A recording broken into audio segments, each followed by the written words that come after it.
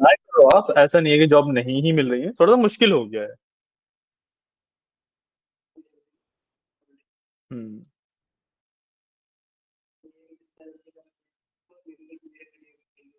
I understand that. I understand that. ठीक है, apply करना स्टार्ट करते रहो।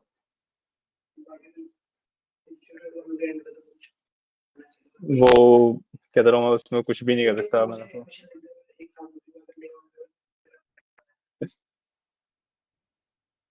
उसमें कुछ नहीं कर सकता हूँ मैं।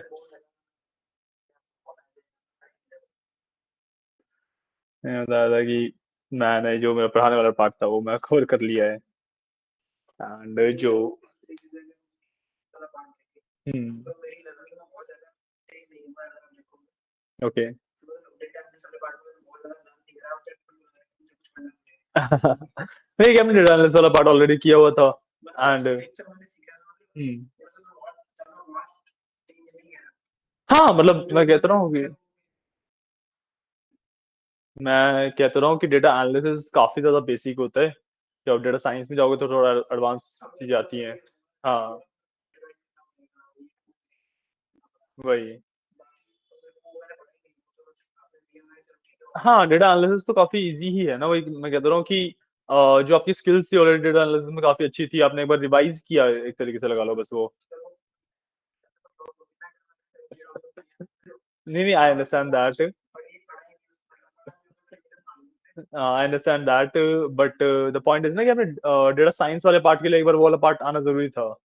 आप देखोगे कि डेटा की जो अंडरस्टैंडिंग है वही काफी ज्यादा डेटा एनालिसिस वाले पार्ट से वही बिल्ड होती है बेसिकली। राइट। ऐसा था कि मतलब डेटा एनालिसिस सिलेबस तो आपको बताया ही होगा इन्होंने पहले ना। तो आप अच्छा। हाँ।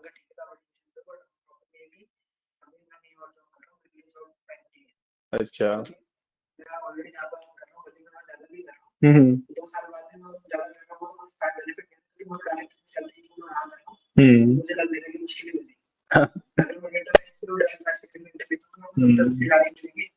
हाँ, इससे ज्यादा तो नहीं मिल पाया। नहीं, कि इसमें ना इवेंचुअल ग्रोथ ज्यादा होती है। हाँ। हाँ, जहाँ पे आप अभी हो वहां पे सैलरी का रीच हो चुका है, बट डेटा एनालिसिस में वो उस कैप से स्टार्टिंग होगी बेसिकली, डेटा साइंस में, डेटा एनालिसिस में तो नहीं। हम्म। I understand that. मैं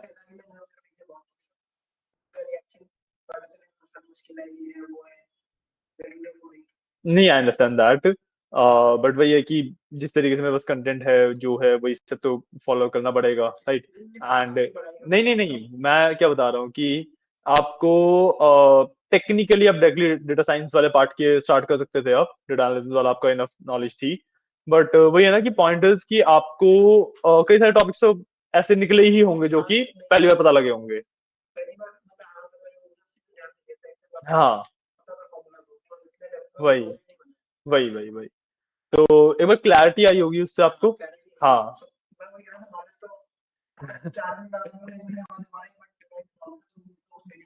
वही वही वही। प्राइमरी नहीं बोलेंगे उसे। प्राइमरी में डेफिनेटली नहीं बोलूंगा, जब भी कोई डेटा साइंस विद एआई के लिए ऑप्ट इन करता है ना, डेटा एनालिसिस उसके लिए बिल्कुल भी प्राइमरी नहीं होता। डेटा एनालिसिस सिर्फ फाउंडेशन होता है। क्योंकि आपको चलो काफी सारा नॉलेज थी डेटा के बारे में, डेटा एनालिसिस के बारे में काफी अच्छी खासी नॉलेज थी। बट मैक्सिमम स्टूडेंट जो होते हैं वो नॉन टेक से टेक में शिफ्ट हो रहे होते हैं, तो उनको ना डेटा एनालिसिस की भी इतनी ज्यादा नॉलेज नहीं होती है। तो उनके लिए डेफिनेटली वो एक स्टेपिंग स्टेप रहता है। हम्म। वही। हाँ, वो रह गया है आपका। हम्म। हाँ, नहीं, आपकी बात समझ रहा हूँ आपकी। उस बात से मेरे को कोई भी लाइक अवॉइड नहीं करता, कोई भी दिक्कत नहीं है। द पॉइंट इज कि आपको भाई बोलना ही पड़ेगा इनको थोड़े से। हाँ, अंडरस्टैंड दैट। आपकी बात समझ रहा हूँ मैं।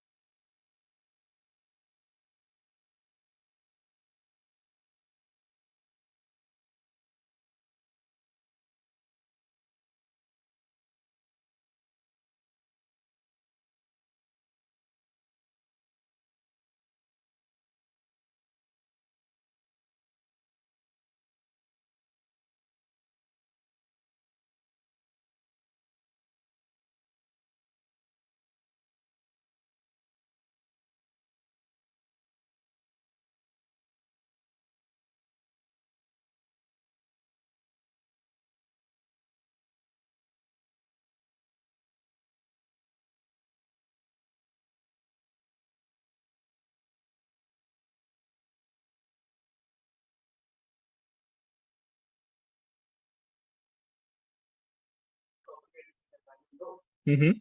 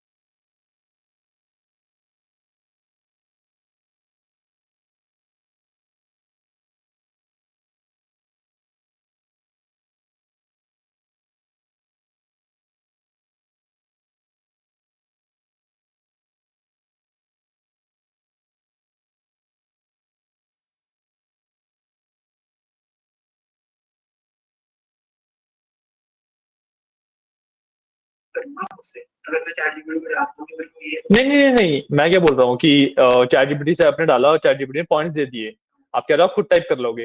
वो खुद टाइप करने का फर्क नहीं है, वो जो लैंग्वेज है ना उसी से होता है। आप एक्चुअली किसी टेस्ट में देख रहे हो या फिर जैसे इवेंट्स होते हैं उन सब में कहीं पे आप पब्लिश वगैरह कराते हो कुछ, तो वहां पे एआई का चेक होता है। रेज्यूमे पे इस चीज का फर्क नहीं पड़ता। रेज्यूमे पे ना एटीएस देखो, इन दी वेरी बेसिस करता क्या है, तीन चीजें एक्सट्रैक्ट करता है वो आपके रेज्यूमे में से। सबसे पहले आपके रेज्यूमे के कीवर्ड्स एक्सट्रैक्ट करता है वो, ठीक है, कि भाई जितने भी आपके रेज्यूमे में कीवर्ड्स हैं, हाँ, और जॉब प्रोफाइल में वो मैच करता है कि जॉब प्रोफाइल में जो कीवर्ड दिए हुए हैं वो क्या आपके रिज्यूमे पे एग्जिस्ट करते हैं या नहीं करते हैं। पहली चीज ये करता है। दूसरी चीज वो आपका ना एक्सपीरियंस कैलकुलेट करता है, टोटल एक्सपीरियंस कितना है आपको। तो इट्स नॉट लाइक कि वो क्या है, कहाँ किया है, कुछ भी ऐसा कुछ नहीं। सिर्फ वो नंबर देख रहा है कि इतने ईयर्स प्रोफेशनल एक्सपीरियंस कितना है, ठीक है। एंड थर्ड थिंग, वो आपके ना एक्स्ट्रा स्किल्स देखता है। मतलब जो आपने स्किल्स वगैरह डाले हुए हैं उसके अंदर जो मैच किए वो तो है ही है, ठीक है। उसके बाद गुड टू हैव वाली कैटेगरी में भी देखता है कि इससे रिलेटेड स्किल्स क्या क्या है। इन तीनों चीजों पे अगर आपका जो रेज्यूमे है वो क्लियर आउट होता है तो फिर वो एटीएस उसे पास कर देता है। फिर बाद में तो जो मैनुअल रिव्यू होता है वो तो एक पर्सन ही करता है। कोई फर्क नहीं पड़ेगा, ठीक है। बस ना जैसे देखो अभी तो जैसे आप अप्लाई कर रहे हो आपको रिस्पॉन्स आ रहे हैं वो इसी वजह से आ रहे हैं क्योंकि जहां पे भी एटीएस लगा हुआ है ना उसको नहीं फर्क पड़ता कि आपका जो फॉर्मेटिंग है वो सही है नहीं है, डॉट इधर उधर है नहीं है। और बाद में हाँ, हाँ, वही, हाँ, वो फॉर्मेटिंग ठीक करना, क्योंकि एटीएस में क्लियर हो जाते हैं ये चीजें ना। जो फॉर्मेटिंग वगैरह ठीक नहीं है एटीएस को फर्क नहीं पड़ता, उससे एटीएस सिर्फ कंटेंट क्या लिखा हुआ है वो देख रहा है। बट जो पर्सन एटीएस एक बार क्लियर हो गया उसके बाद जो पर्सन आपके रिज्यूमे को रिव्यू कर रहा है ना उसके वहां पे फिर ये जो प्रोफेशनली रिज्यूमे नहीं बना हुआ उसका वहां पे इशू आता है, ठीक है ना। उसके बाद फिक्स करना, ट्राई करना वर्ड में रेप्लिकेट करने का इस थीम को। बहुत ज्यादा कॉम्प्लेक्स थीम तो है नहीं, है ना। बाकी आप वर्ड में अगर आप टेम्पलेट्स भी देखोगे तो वहां पे वो टेम्पलेट्स भी मिल जाते हैं रेज्यूमे के। तो ऑलमोस्ट सिमिलर सिमिलर सा कोई टेम्पलेट आप पिक कर सकते हो। हाँ, वो भी कर सकते हो आप, वो भी कर सकते हो आप, ठीक है। देखो एटीएस फ्रेंडली होने का सिंपल सा क्या मतलब होता है कि आपके पास आपके रिज्यूमे में एलिमेंट्स बहुत कम है, टेक्स्ट ज्यादा है, ठीक है। तो जो आजकल फोटोज वगैरह वाले रिज्यूमे चलते हैं वो सब एटीएस में पास नहीं हो पाते। तो तभी लोग क्या करते हैं, दो अपने रिज्यूमे के वर्जन रखते हैं, ठीक है। एक बिल्कुल ऐसी सिंपल थीम में जिसके अंदर टेक्स्ट बेस्ड है पूरा, और एक एक्चुअली जो हैंड आउट प्रिंट आउट लेते हैं हम ताकि सबमिट करने के लिए काम आए, तो वहां पे, कि ये 2 चीज़ें काफ़ी ज़्यादा सही रहती हैं, मतलब इफ़ेक्टिव रहती हैं, तरीके से, ठीक है ना? ऐसे जा सकते हो। बाकी आई वुड रिकमेंड कि आप ना लिंक्डइन की बजाय naukri.com और एक और प्लेटफ़ॉर्म है highrisk.tech करके, ठीक है? इन दोनों पे भी और ट्राई करो। क्योंकि लिंक्डइन पे ना जितना मैंने नोटिस किया है कंपनीज़ ना फेक पोस्टिंग बहुत ज़्यादा डालती हैं।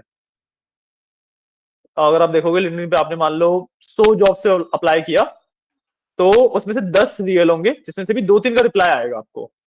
आप ऑलमोस्ट रेशियो देख रहे होगे अपना, यही रेशियो चलता है।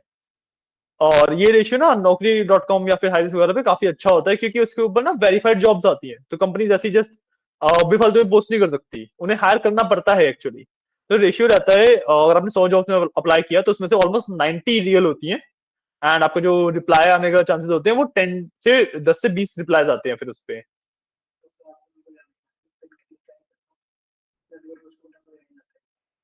तो फिर काफ़ी ज़्यादा अच्छा आ रहा है आपका मतलब लिंक्डइन पे रख जॉब वगैरह में पोस्टिंग इतनी ज़्यादा नहीं आ रही होगी। आप लिंक्डइन पे कर रहे हो अच्छा naukri.com पे कर रहे हो? हाँ, naukri.com का ये रेशियो है।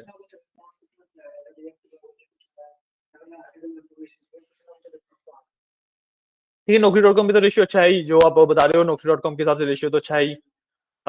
जैसा आप बता रहे हो कि naukri.com पे आप अप्लाई कर रहे हो, तो वहाँ पे आप नियो से अप्लाई करना शुरू कर दो, आपका टाइम बचेगा थोड़ा-सा।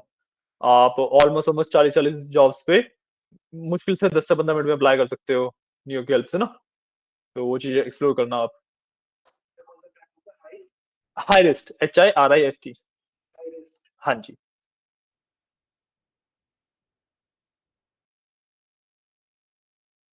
ये मतलब टेक की हायरिंग के लिए अच्छा प्लेटफ़ॉर्म है ये एक।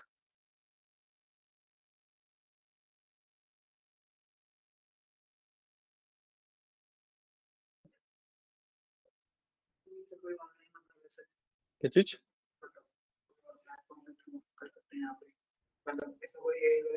अच्छा इसमें नहीं, इसमें नहीं। इसमें तो अप्लाई करना वैसे ही बहुत ज़्यादा सिंपल होता है, इसमें क्वेश्चंस वगैरह बहुत ज़्यादा होते ही नहीं है ना। क्लिक करके अप्लाई पे क्लिक करो बस वो अप्लाई हो जाता है। इसमें बहुत ज़्यादा चीज़ें करने की ज़रूरत ही नहीं होती। हाँ, मेरा भी कहीं पे कुछ रेफ़रेंस मिलता है तो मैं बताता हूँ क्योंकि ना एक्चुअली रेफ़रेंसेस वगैरह हैं बट द प्रॉब्लम इज़ कि एक तो मेरे ना ज़्यादातर जो दोस्त हैं फ्रेंड ग्रुप है, वो बैंगलोर साइड पे है। वाला प्रॉब्लम है और दूसरी प्रॉब्लम ये है कि मैं भी जैसे अपने लिए पूछता रहता हूँ कहीं पे कुछ हो तो दे आर बेसिकली सेइंग कि भई अभी ना हायरिंग हो ही नहीं रही है।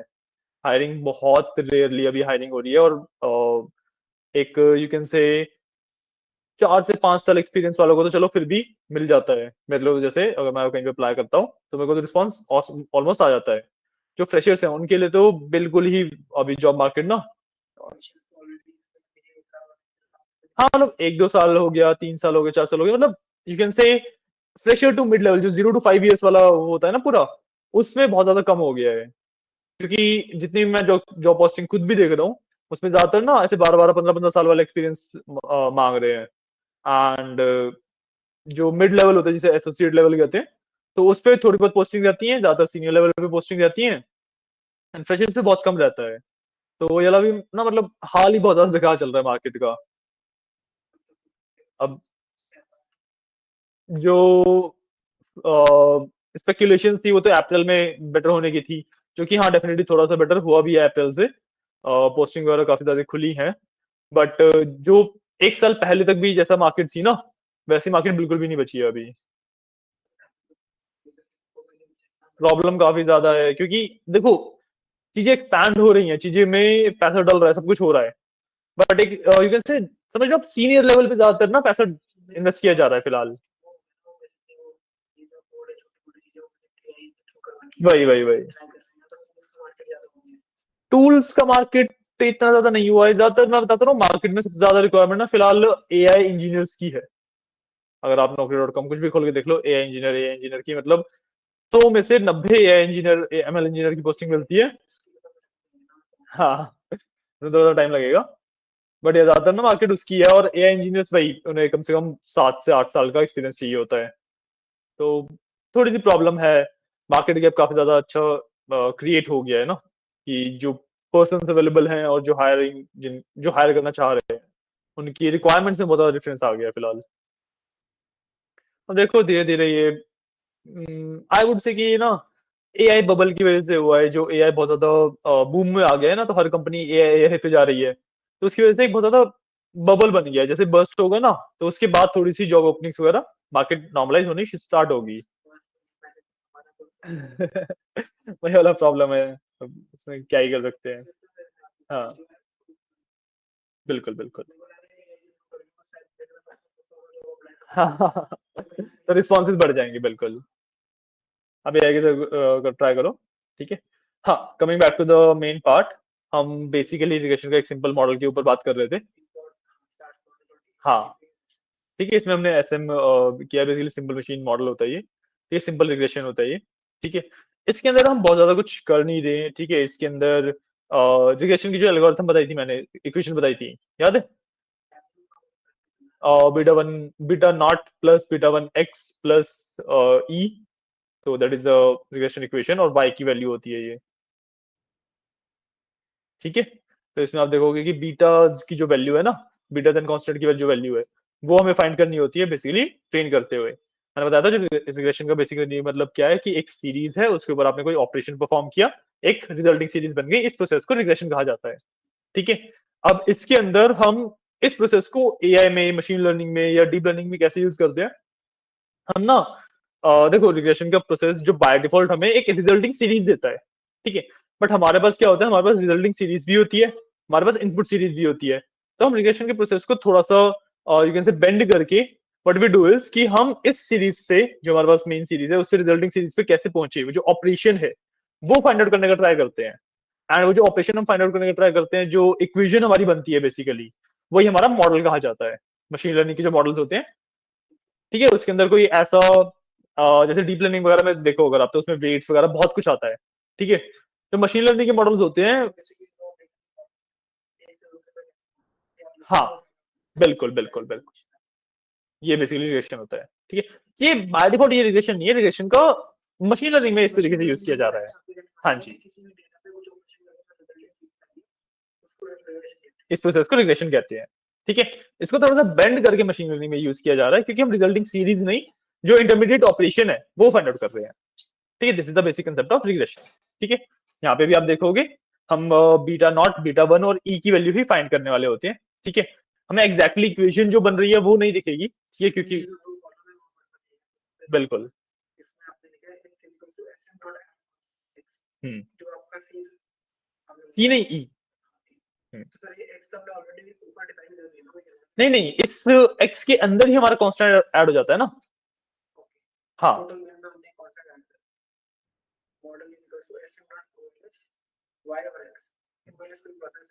ओएलएसए के एल्गोरिथम है बेसिकली। नहीं नहीं नहीं नहीं नहीं नहीं, बायोलेक्स यहाँ पे देने का मतलब है कि ये मेरा रिजल्टिंग है, मेरे को, और जो ये मेरा बेस है, मैं रिजल्टिंग और बेस दे रहा हूँ, मैं वाई के बेसिस पे एक्स नहीं फाइंड कर रहा। हाँ, मैंने इसको रिजल्ट और बेस दे दिया, और डॉट फिट मतलब जो ट्रेनिंग वाला पार्ट है, उससे वो इक्वेशन फाइंड करता है, जो ऑपरेशन है वो फाइंड करता है। हाँ, बाई स्टेप जो हमारा रिजल्टिंग है, हमारा गोल, गोल देखो क्या है पहले। हमारा गोल है कि भाई मैं ना टोटल बिल के बेसिस पे टिप प्रिडिक्ट करना चाहता हूँ कि टिप की वैल्यू एक पर्सन कितनी टिप देगा। ठीक है। तो टोटल बिल मेरा बेस हो गया, जो कि एक्स के अंदर है, और जो मेरा वेरिएबल हो गया, जो सीरीज हो गई जिसको मेरे को प्रिडिक्ट करना है, दैट विल बी वाई। मैंने इसको बेस और प्रिडिक्शन वाला पार्ट दे दिया, कि अब भाई इस बेस से प्रिडिक्शन पे कैसे जाए, वो इक्वेशन फाइंड करो।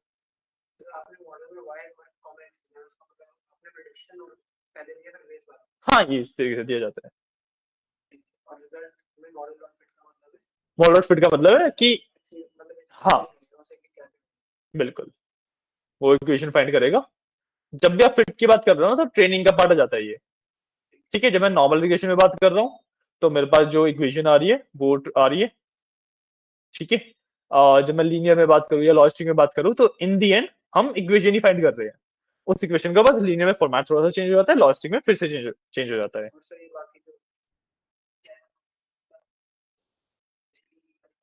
सॉरी, ये ये वाला कांस्टेंट वाला पार्ट है ना, कि जो मैंने कांस्टेंट ऐड किया था उसके कोएफिशिएंट और स्टैंडर्ड एरर वगैरह इतना चल रहा है। जो टोटल बिल मेरा मेन कॉलम है उसका इतना चल रहा है। एक्चुअली जब अब यहाँ पे ना मैं ऐड कांस्टेंट का फंक्शन रन कर रहा हूँ, तो इट्स नॉट लाइक कि मेरे टोटल बिल की वैल्यूज में कुछ चेंज कर रहा है। Total bill is a column, उसके बेसिस पे एक और कॉलम ऐड कर रहा है कांस्टेंट का, बैलेंस करेगा चीजों को। हाँ, basically there will be an error. ठीक है, मान लो कोई भी इक्वेशन है, कोई भी सीरीज है, उसके ऊपर इक्वेशन लगाई, एक रिजल्टिंग सीरीज आई। ठीक है, जो ये इक्वेशन है दिस, अब देखो हम कर क्या रहे हैं कि हमारे पास दोनों सीरीज है, हम इक्वेशन फाइंड कर रहे हैं। तो इक्वेशन को जब मैं फाइंड आउट करूंगा तो there will be some like margin, plus minus थोड़ा सा रहेगा, है ना। तो एक कांस्टेंट वही प्लस माइनस होता है। हम्म, हाँ ये टेक्निकल की वैल्यू है। ये अपने वो टेस्ट होते हैं जो two sample test, one sample test है, पी वैल्यू वाला है। 0.025, ये 95% नहीं, ये 2.5% है। 2.5 से 97.5 तक। ठीक है ना। इस समरी की हमें बहुत ज्यादा नीड नहीं होती, आप पहली और आखिरी बारी देख रही हो समरी। ठीक है, ये समरी बस एक प्रूव है कि हाँ मेरा मॉडल ट्रेन हो चुका है। हाँ ठीक है, मतलब मैं बताता रहा हूँ कि इसका हमें देखने की बहुत ज्यादा नीड नहीं होती, क्योंकि ये सिर्फ ना एक प्रूव होता है कि हम, हाँ मेरा मॉडल ट्रेन हो चुका है। ठीक है ना। मॉडल मिल गया, जो मॉडल इक्वल टू किया हो ना। अब मैं एक्चुअली इसके बाद सीधे सीधे मॉडल डॉट प्रिडिक्ट यूज कर सकता हूँ। मॉडल डॉट प्रिडिक्ट होता है मेरे पास एक फंक्शन, इसके अंदर अब मैं एक्स बेस दूंगा तो वाई मेरे को देगा। पॉइंट, मैंने इक्वेशन फाइंड कर ली, जो इक्वेशन है मॉडल नाम के वेरिएबल के अंदर स्टोर हो जाती है। मतलब सिर्फ इक्वेशन नहीं, उसके साथ बहुत सारे सपोर्टिंग वेरिएबल्स भी स्टोर होते हैं।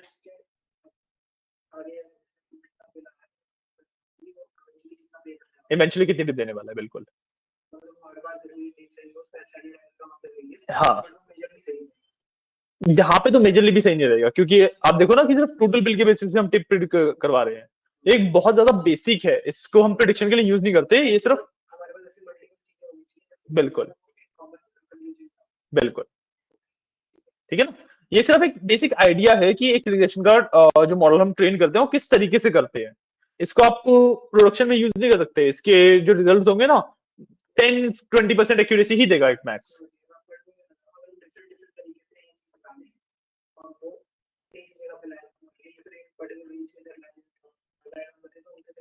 हाँ, वही हम आगे सीखेंगे, जो हम मशीन लर्निंग के अंदर लीनियर रिग्रेशन या लॉस रिग्रेशन देखते हैं ना, वो इसी के स्पेशलाइज वर्जन होते हैं, ताकि मेरे पास जो एक्यूरेसी आ रही है वो बहुत अच्छी है। मतलब हाँ, देखो यहाँ पे मैं मल्टीपल कॉलम्स भी ले सकता हूँ, आप कॉलम्स वगैरह मत देखो, यहाँ पे कंसेप्ट देखो। हम ना रिग्रेशन का कंसेप्ट पढ़ रहे हैं। ठीक है, अभी जो हमने पढ़ा, हमने एक बहुत ज्यादा बेसिक रिग्रेशन के बारे में पढ़ा कि भाई रिग्रेशन हो कैसे रहा है, इन दी वेरी बेस हम कर क्या रहे हैं। ठीक है, हम इक्वेशन फाइंड कर रहे हैं। समरी आने का मतलब है मेरी इक्वेशन फ्रेम हो चुकी है, बन चुकी है। तो यहाँ पे इक्वेशन होगी ना, वो बिल्कुल भी रिलायबल नहीं है। ठीक है, और हमें यहाँ पे रिलायबल चाहिए भी नहीं इक्वेशन, क्योंकि हमारे पास रिलायबिलिटी के लिए या एक्यूरेसी इंप्रूव करने के लिए लॉजिस्टिक है, लीनियर है। ठीक है, उसके बाद लासो है, रिज्ड है, काफी सारे रिग्रेशन के अलग अलग वेरिएंट्स है। ठीक है, तो हम वहां पे जाके एक्यूरेसी पे काम कर लेते हैं। वहां पे हमारा स्केलिंग भी आता है, फीचर इंजीनियरिंग भी आता है, काफी कुछ आता आ जाता है, जिससे हम एक्यूरेसी बहुत अच्छी इंप्रूव कर सकते हैं। यहाँ पे सिर्फ और सिर्फ रिग्रेशन का जो बेस हम समझ रहे हैं वो समझ रहे हैं, इस मॉडल को हम यूज नहीं कर रहे हैं। ठीक है, एक स्ट्रक्चर पता लग रहा है आपको कि भाई हमने एक्स डिफाइन करते हैं, वाई डिफाइन करते हैं, उसके बाद मॉडल को ट्रेन कर लेते हैं। ठीक है ना, जो प्रिडिक्शन वगैरह वाला पार्ट है, सब कुछ है, वो हम आगे जाके पढ़ेंगे अभी। ठीक है ना। बेसिकली यहाँ पे फिर हमने एक ग्राफ प्लॉट किया हुआ है कि भाई जो लाइन ऑफ रिग्रेशन का ग्राफ होता है ये। ठीक है, इसकी में देखो लाइन ऑफ रिग्रेशन यहाँ से जा रही है, तो मोस्ट वैल्यूज को केटर करती हुई जाएगी। ठीक है ना, सिंपल है। ठीक है, इसके बाद हमारे पास जो नेक्स्ट पार्ट है ये हमने किया था, करा हुआ है ना। हाँ, इसमें सिर्फ हम एक्यूरेसी किस तरीके से कैलकुलेट की जाती है वो समझ रहे हैं। कैसे समझ रहे हैं, समझ आ रहा है। हम्म, हाँ जी।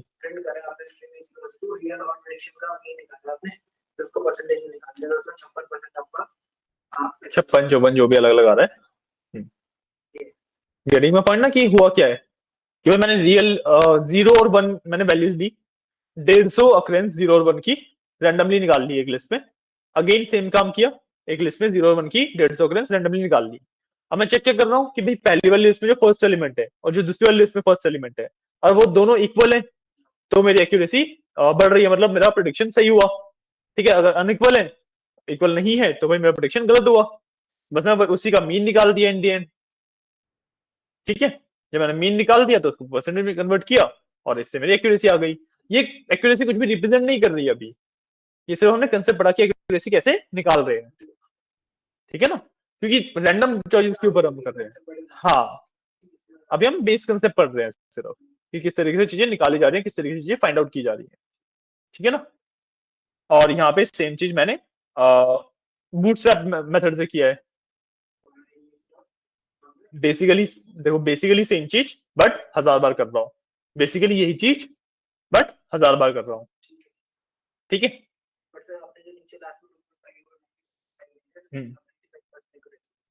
95% एक्यूरेसी नहीं बोलूंगा मैं इसे, मैं इसको ऐसी एक्यूरेसी की वैल्यूज निकाल रहा हूँ जो कि 95% कॉन्फिडेंस वाली है। ठीक है ना, तो ऐसी एक्यूरेसी जो 95% कॉन्फिडेंस के साथ आ रही है, वो 46% से लेके 62% तक वेरी कर रही है। 95% सही नहीं होगी, कॉन्फिडेंस है, हमें क्यों 95% ठीक होगी, बता ना, प्रोबेबिलिटी और कॉन्फिडेंस में डिफरेंस है। हाँ, हाँ, कि 95% ठीक है। हम्म, ठीक है, हाँ जी, ठीक है। कोड लिखना है ये वाला, क्योंकि इन्फेंशन का लास्ट ही पार्ट है ये, लिखा हुआ है, दोनों लिखे हुए हैं। ठीक है, ये मेरा इन्फेंशन का लास्ट ही पार्ट था। ठीक है, अब हम एक्चुअली मशीन लर्निंग की तरफ बढ़ते हैं। ठीक है, स्टैट्स को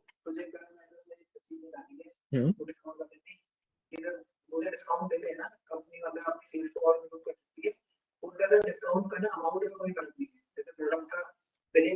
हाँ जी,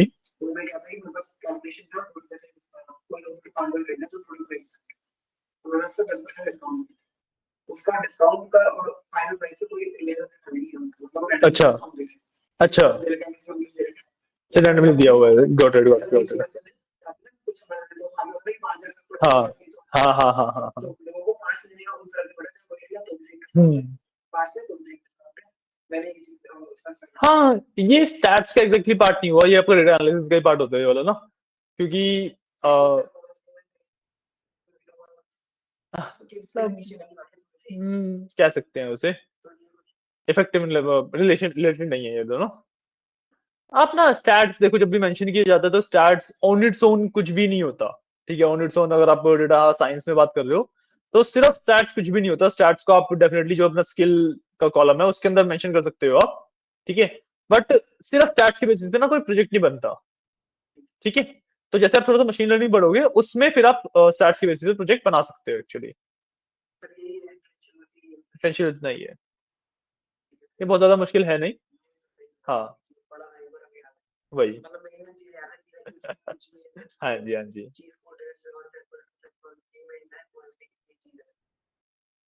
सही चीज है जो एक्चुअली यूज होंगी।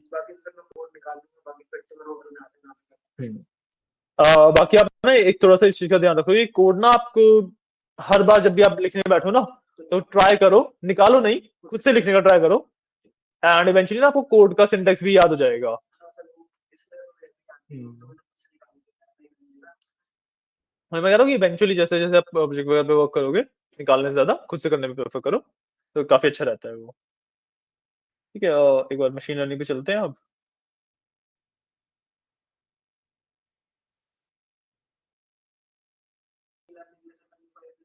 हाँ जी, हाँ जी।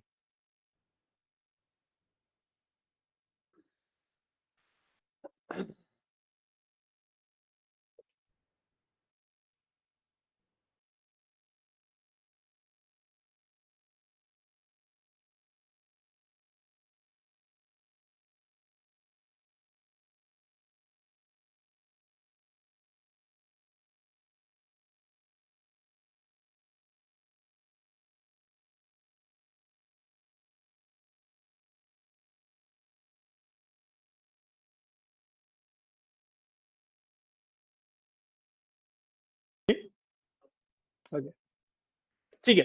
अब मशीन लर्निंग के अंदर हम देखो रिग्रेशन वगैरह के इन सब मॉडल्स की बात कर रहे होते हैं हम, ठीक है। इन्हीं के ऊपर हम इन डेप्थ जाते हैं, ठीक है। तो जो लाइब्रेरी हम यूज करते हैं, that is called scikit learn, science kit learn, ठीक है।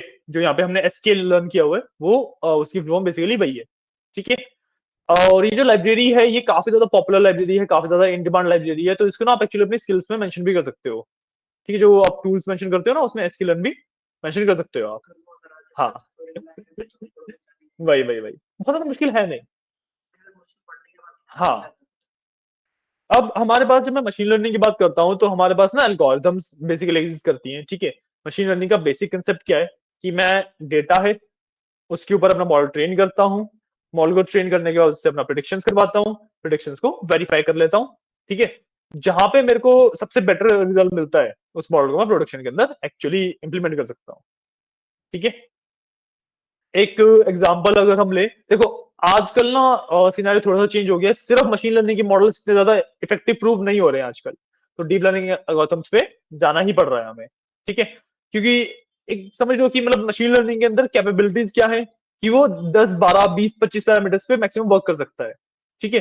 अगर आप 20 25 से ज्यादा पैरामीटर्स उसे दोगे तो वो बहुत ज्यादा वेग रिजल्ट देगा, मतलब एक्यूरेसी वगैरह बहुत ज्यादा गिर जाती है। ऐसा क्यों होता है? क्योंकि जो एल्गोरिथम्स हैं वो स्टैट्स के ऊपर डिजाइंड है, एंड मैथमेटिकली अगर आप देखो तो इतने से ज्यादा कॉलम जाने पे ना 20 25 से ज्यादा कॉलम जाने पे हमें कॉम्प्लेक्स इक्वेशंस की जरूरत पड़ जाती है। हमें जैसे अभी तक हम जो डेटा ले रहे हैं 2D डेटा है, 2D से हमें निकल के 3D पे जाना पड़ता है। तो दो डायमेंशन की ये लिमिटेशंस हैं जो मशीन लर्निंग को फेस करनी पड़ती है, ठीक है। मशीन लर्निंग के अंदर जो एल्गोरिथम्स होती हैं, अगर मैं मेन एल्गोरिथम्स की बात करूं तो 5 एल्गोरिथम्स मेरे पास मेन एग्जिस्ट करती हैं, ठीक है। Linear regression, logistic regression, decision tree, random forest and SVM, support vector machine, ठीक है। ये 5 एल्गोरिथम्स हैं जो कि प्राइमली एग्जिस्ट करती हैं। और इन एल्गोरिथम्स में ना ऐसा नहीं है कि लीनियर रिग्रेशन से बेटर लॉजिक है फिर आगे ऐसे बेटरमेंट वाला कुछ नहीं है। हाँ, ये बेसिकली आप इस तरीके से मान लो कि टूल्स हैं, आप इसे कहाँ पे इम्प्लीमेंट कर रहे हो आपके ऊपर होता है वो, ठीक है। तो यूजुअली जब भी हम एक मशीन लर्निंग का मॉडल ट्रेन करते हैं तो हम ना हर एक एल्गोरिथम से उस मॉडल को ट्रेन करके देखते हैं जहां पे मेरे को रिजल्ट बेस्ट मिल रहा है, हम उस वाले को एक्चुअली फिर प्रोडक्शन में इंप्लीमेंट करते हैं। क्योंकि डिफरेंट डिफरेंट डेटा के ऊपर डिफरेंट डिफरेंट यूज केसेस के हिसाब से डिफरेंट डिफरेंट मॉडल मेरे बेस्ट प्रूव होते हैं, ठीक है। इनफैक्ट जैसे सेम डेटा भी है, मैं ट्रेन कर रहा हूँ आप ट्रेन कर रहे हो, आपका कोई और मॉडल बेटर परफॉर्म कर सकता है, मेरा कोई और मॉडल बेटर परफॉर्म कर सकता है, ठीक है ना। तो बिल्कुल इस तरीके से मशीन लर्निंग बेसिकली वर्क करती है, ठीक है।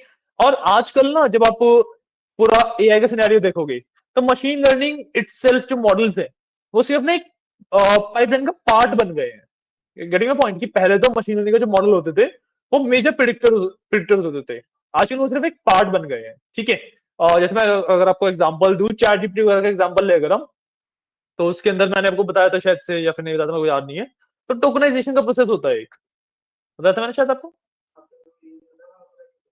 टोकन्स का आइडिया है आपको? नहीं नहीं नहीं नहीं, हाँ हाँ हाँ हाँ ये सही है। बिल्कुल बिल्कुल बिल्कुल, इसको थोड़ा सा हम इन डेप्थ पढ़ लेंगे अभी आगे जाके। बट जैसे टोकनाइजेशन है, ठीक है। तो एक सेंटेंस को उसने टोकन्स में डिवाइड किया, ठीक है। जो भी एल्गोरिथम है जिस भी एल्गोरिथम से उसने डिवाइड कर दिया, ठीक है। अब जो मशीन लर्निंग के मॉडल्स आएंगे ना उनका सिर्फ इतना सा काम बचा है कि भाई वेरीफाई कर दो कि ये टोकन सही डिवाइड हुए हैं या नहीं हुए हैं, या फिर जो मेरा मेन मॉडल है जो मेरे को प्रिडिक्शन करके दे रहा है वो प्रिडिक्शन सही बैठ रही है इसके हिसाब से या नहीं बैठ रही है हाँ, रीचेक वगैरह ही ज्यादा काम में आता है। वरना छोटा मोटा ये है कि भाई टोकन को इंटीजर्स में कन्वर्ट कर दिया, एम्बेड कर दिया, वेक्टर्स बना दिए, छोटे मोटे इन वाले कामों में आता है। पहले तो एक पॉइंट था ऑलमोस्ट, मतलब कोविड से पहले की अगर मैं बात करूं तो एक पॉइंट था जब मशीन लर्निंग के मॉडल्स बहुत ज्यादा लाइक प्रॉपरली एक प्रिडिक्शन के लिए यूज किए जाते थे।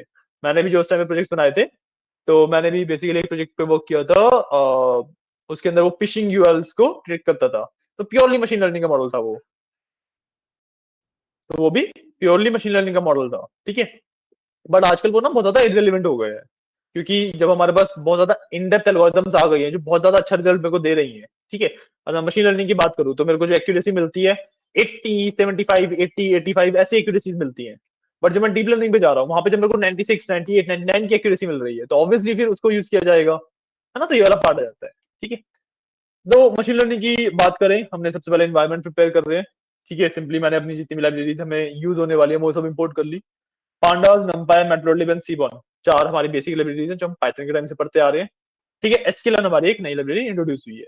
ठीक है, हमने इंपोर्ट कर ली, यहाँ पे मैंने डेटा ले लिया, किस डेटा के ऊपर वर्क करूंगा। ठीक है, अब सबसे पहला काम जो हम कर रहे हैं वो ना डेटा की प्री प्रोसेसिंग होती है। ठीक है, इसका पूरा यू कैन से एक पाइपलाइन होती है जिसके थ्रू वर्क किया जाता है। हाँ, वो सब वाला पार्ट। ठीक है, तो इसके पाइपलाइन की मेरे पास एक फोटो ऑलरेडी क्लिक्ड है, मैं जिस गिव सेकंड में आपको ना सेंड करता हूँ सीधा वो। हाँ, ये तो बहुत बेसिक है, कुछ भी नहीं है इसमें।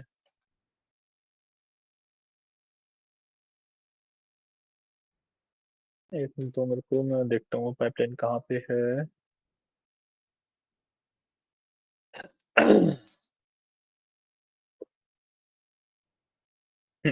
ये देखिए, मैं आपको इमेजेस भेज रहा हूँ दो।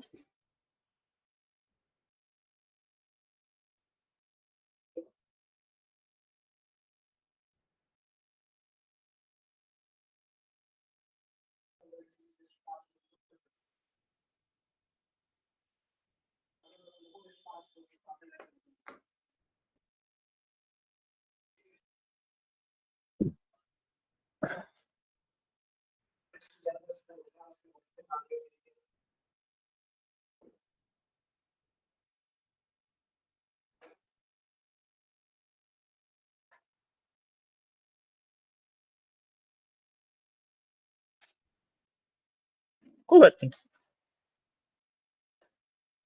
मैंने आपको फोटो भेजी, वो देखना एक बार।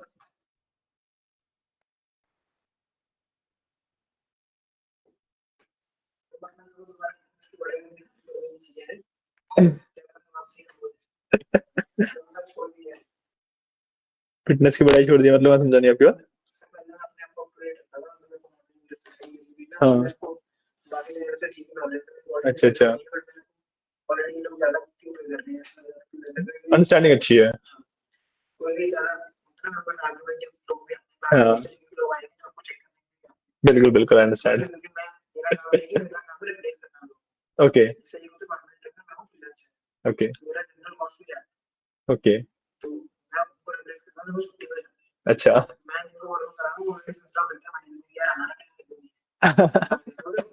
करेंगे हाँ, समझ गया। हाँ हाँ, कि मेरी वाली एक्सेस कैसे बेटर है। हाँ।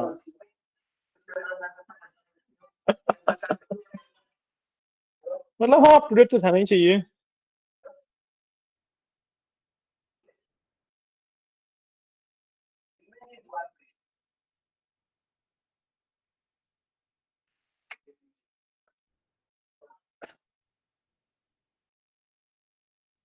हम्म, मतलब वो भी पढ़ते ही रहो साथ साथ, अभी तो उसी लाइन में हो तो।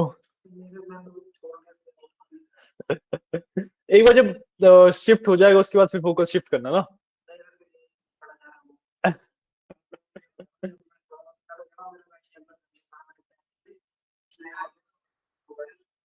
और रेगुलर में थोड़ा सा ना इश्यू रहेगा कि हाँ हाँ, हम एक्चुअली ना 2 से 3:30 का एक बैच स्टार्ट करेंगे, और आज से स्टार्ट कर रहे हैं उसमें, लेकिन हाँ इन्फ्रेंशियल से स्टार्ट करेंगे एक्चुअली।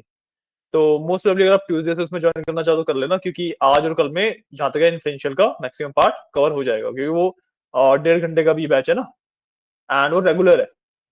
मतलब ट्यूसडे टू संडे, वीकेंड पे भी एंड वीकडेज में भी दोनों वाले हैं। तो उसमें आप ज्वाइन कर सकते हो, कोई इशू नहीं है। हाँ, 4 बच्चे हो रहे हैं उसमें। हाँ, उनका भी मतलब उनका सिर्फ एआई वाले पार्ट तक है, जेन एआई एजेंटिक भी नहीं है। हाँ। हम्म, हाँ। ठीक है, तो मैंने आपको जो फोटोज भेजी है उसको अगर आप देखोगे तो पहले वाले में जो मशीन लर्निंग की पाइपलाइन होती है, ठीक है, वो है, अगर आप उसे खोल के देखो तो मशीन लर्निंग की पाइपलाइन है। ठीक है, सबसे पहले डेटा को कलेक्ट करना, डेटा की प्री प्रोसेसिंग आती है। ठीक है, उसके बाद मॉडल को ट्रेन किया जाता है, ट्रेन के बाद मॉडल को इवेल्युएट किया जाता है। ठीक है, इवेल्युएशन में अगर मॉडल गुड निकलता है तो फिर हम उसको प्रोडक्शन में यूज कर लेते हैं। अगर उसकी कुछ भी इश्यूज निकलते हैं तो हम उसकी फाइन ट्यूनिंग करते हैं। बेसिकली इंप्रूव करते हैं मॉडल को और दोबारा उसे ट्रेन करते हैं। ठीक है, इज द बेसिक प्रोसेस। और अगर मैं प्री प्रोसेसिंग की बात करूं, प्री प्रोसेसिंग में नीचे आप देखो 3 स्टेप्स होते हैं। सबसे पहले हम मिसिंग वैल्यूज के ऊपर बात करते हैं। ठीक है, मिसिंग वैल्यूज फिलअप करनी है, इग्नोर करनी है, क्या करना है, उन सब की बात करते हैं। ठीक है, उसके बाद डेटा की एनकोडिंग होती है। ठीक है, डेटा की एनकोडिंग का बेसिक मतलब क्या होता है कि भाई मेरे पास जो डेटा होता है ना वो मल्टीपल लैंग्वेज, बेसिकली इंग्लिश में होता है, राइट। तो जैसे जेंडर का अगर मैं बात करूं, तो जेंडर में मान लो ना मेल और फीमेल लिख दिया, है ना। तो मैं तो पढ़ रहा हूँ, मेरे को समझ आ रहा है, बट एक कंप्यूटर को, एक एल्गोरिथम को नहीं पता कि भाई मेल क्या होता है, फीमेल क्या होता है। जो एल्गोरिथम वर्क करती है वो करती है नंबर्स के ऊपर। तो हर एक कैटेगरी को एक इंटीजर में कन्वर्ट कर देना, दैट इज एम्बेडिंग। ठीक है, एम्बेडिंग या एनकोडिंग। ठीक है, और उसके बाद फिर ट्रेन टेस्ट स्प्लिट आता है। ट्रेन टेस्ट स्प्लिट तो आई गेस पता ही होगा। हाँ, ठीक है। तो सबसे पहले अभी हम डेटा प्री प्रोसेसिंग की बात कर रहे हैं। ठीक है, डेटा कलेक्ट करना तो हमारा काफी इजी था। हमने यहाँ पे सिंपली इस तरीके से बस डेटा कलेक्ट कर लिया। ठीक है, यूजुअली इसके अंदर काफी सारे स्टेप्स आते हैं कि भाई आपको मल्टीपल सोर्सेज पे डेटा होता है। ठीक है, तो वहां से कलेक्ट करना होता है। ठीक है, अगर आप किसी इमेज वगैरह के ऊपर वर्क कर रहे हो।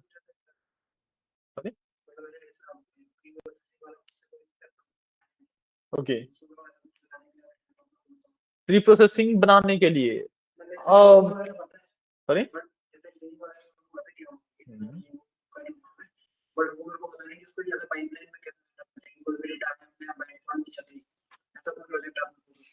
अगर ऐसा कि इस वाले प्रोजेक्ट में ना सबसे बड़ी दिक्कत ये होती है कि हमें ना कॉलम डिफाइन करने पड़ते हैं पहले। कोई भी डेटा आएगा उसमें से कौन से कॉलम यूटिलाइजेशन वाले हैं मेरे, वो मेरे को मैन्युअली ही डिफाइन करने पड़ेंगे। तो वो वाली चीज आप डिफाइन कर सकते हो। उसके बाद तो फिर डेटा क्लीनिंग मतलब स्टेप बाय स्टेप कोड लिखते चले जाओ सीधा। चैट जीपीटी कर लो, या फिर आप एक बार आप यहाँ पे प्री प्रोसेसिंग प्रोसेस तो समझो, वही सेम प्रोसेस रहता है हर जगह पे। ठीक है ना, सिंपली मैंने डेटा को लोड किया। ठीक है, यहाँ पे मेरे पास डेटा सेट ऑलरेडी प्रिपेयर्ड था। ठीक है, वरना कई बार मेरे को डेटा सेट प्रिपेयर भी करना पड़ता है, अलग अलग सोर्सेज से मैं डेटा लेता हूँ। ठीक है, उसको एनोटेट भी मैन्युअली करना पड़ता है। एनोटेट का मतलब पता है ना।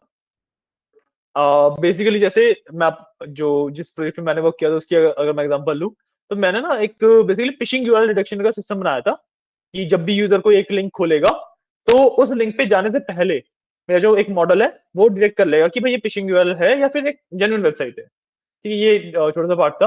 अब इसके लिए जो डेटा था ना, डेटा हमारे पास मार्केट के अंदर जो ऑलरेडी डेटा सेट्स होते हैं वो इतना ज्यादा अच्छा अवेलेबल नहीं था। तो हमें क्या करना पड़ा था कि हमने बेसिकली टीम बनाई थी सिर्फ डेटा एनोटेटर्स की।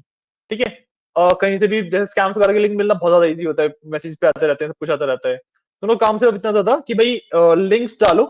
ठीक है, और उस लिंक्स को एनोटेट करते रहो कि भाई गुड और बैड में, कि भाई ये फिशिंग वाले हैं, नॉन फिशिंग वाले। तो उसी में ऑलमोस्ट 5-6 महीने लगे थे। तो ये वाला पूरा डेटा कलेक्शन वाला पार्ट भी होता है। तो हाँ, तो एनोटेशन वगैरह मैन्युअली करनी पड़ती है। एनोटेशन के लिए अभी तक हमारे पास कोई ऐसा है नहीं कि जो एनोटेट ऑटोमेटिकली कर दे। तो एआई में जो सबसे टायरिंग प्रोसेस होता है ये डेटा कलेक्ट करने वाला ही होता है, क्योंकि मैन्युअली एनोटेट करना काफी मुश्किल हो जाता है ना। तो या ये वाला पार्ट है। एंड ठीक है, अभी तो हमारे पास डेटा ऑलरेडी कलेक्टेड है, तो हम सीधे से डेटा को लोड कर लेते हैं। ठीक है, उसके बाद जब मैं प्री प्रोसेसिंग की बात करता हूँ, सबसे पहले मैं मिसिंग वैल्यूज देखता हूँ। ठीक है, अब मिसिंग वैल्यूज में मैं या तो नंबर देख सकता हूँ या परसेंटेज देख सकता हूँ। मैंने आपको बताया था कि भाई मिसिंग वैल्यू कौन सी रखनी है, कौन सी हटानी है, क्या थ्रेशोल्ड रहता है, बताया था मैंने आपको। हाँ, कि 1-2% हो तब तो ऐसे ही छोड़ दो, कोई दिक्कत ही नहीं है। ठीक है, 20-30% है फिल कर लो मीडियन या मीन के बेसिस पे। और अगर 70-80% है तो फिर उसको कॉलम में ड्रॉप जाएगा। हाँ, ठीक है, तो वही चीज मैंने यहाँ पे चेक करी है। मेरे को यहाँ पे 19% का एक मिला था, यहाँ पे 0.2% समथिंग है ये। ठीक है, यहाँ पे 77% का मिला था। ठीक है, तो मैं इसको फिल कर दूंगा, इसको एज इट इज यूज कर लूंगा, इसको रिमूव कर दूंगा। ठीक है, मैंने वही किया, यहाँ पे मैंने एज को मीडियन से फिल कर दिया। ठीक है, मिसिंग डेटा फिल हो गया मेरा। उसके बाद मैंने दोबारा देख लिया कि भाई हाँ, अब एज के अंदर कुछ भी मिसिंग नहीं है, बाकी जो डेटा था वो तो सेम रहेगा ही। ठीक है, उसके बाद अच्छा पहले इतना करो, इतना का कोड लिख लो एक बार आप। कोड लिखना पहले ना, एक बार आप कोड लिख लो। मैं एक बार ना जो आउटपुट्स है वो हाइड कर रहा हूँ ताकि आप सीधे सीधे कोड पे फोकस कर सको। एक मिनट देना मेरे को।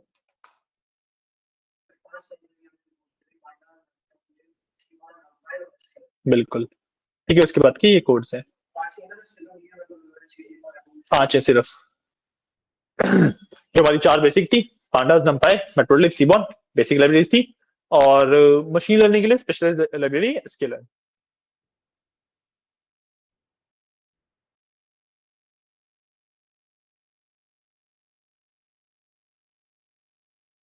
आज के लिए काम करते हैं, यहीं पे रुकते हैं, आप यहाँ तक नोट कर लेना। ठीक है, मिसिंग वैल्यूज वाला पार्ट कर लेते हैं आज ही।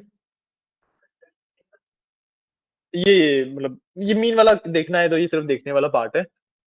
बेसिकली हम मिसिंग वैल्यू जो फिल कर दिए, इतना पार्ट अभी आप नोट कर लो। ठीक है, आगे का पार्ट फिर करते हैं।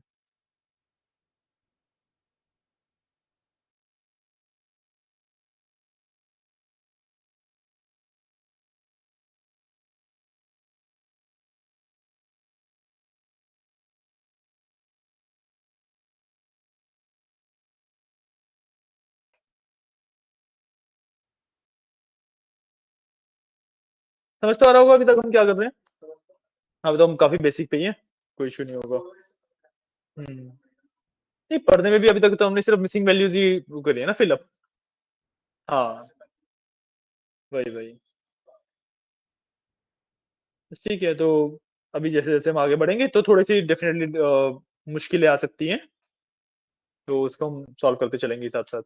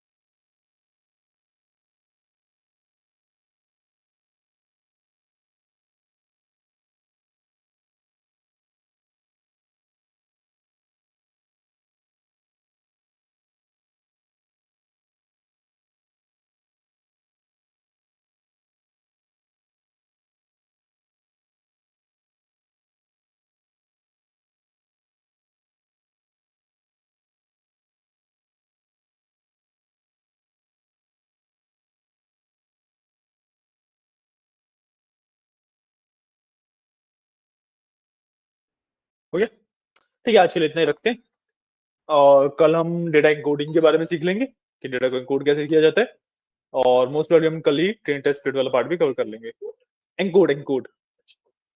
ठीक है, मैंने बताया था ना कि भाई मेल फीमेल वाला पार्ट है, उसको हमें नंबर्स में कन्वर्ट करना पड़ता है, क्योंकि मेरा जो मॉडल है, जो ट्रेनिंग होती है वो नंबर्स के ऊपर ही हो पाती है। ठीक है ना। तो आज के लिए इतने रखते हैं, कल मिलते हैं। चलिए, थैंक यू। Same time. हाँ हाँ, आ सकते हो आप। वही है कि उसमें शायद से मे बी हम थोड़ा पीछे वगैरह हो, तो वो चीज आपको मैनेज करनी पड़ेगी एक बार। कॉलेज के हैं, एंड उसमें से 2-3 बच्चे हैं जो अच्छे खासा कर लेते हैं, 1-2 स्टूडेंट है जो कि लाइक थोड़ा सा स्लो वाला है। तो पेस ऑलमोस्ट जैसे हम यहाँ पे कर रहे हैं वैसे ही रहता है। हाँ जी।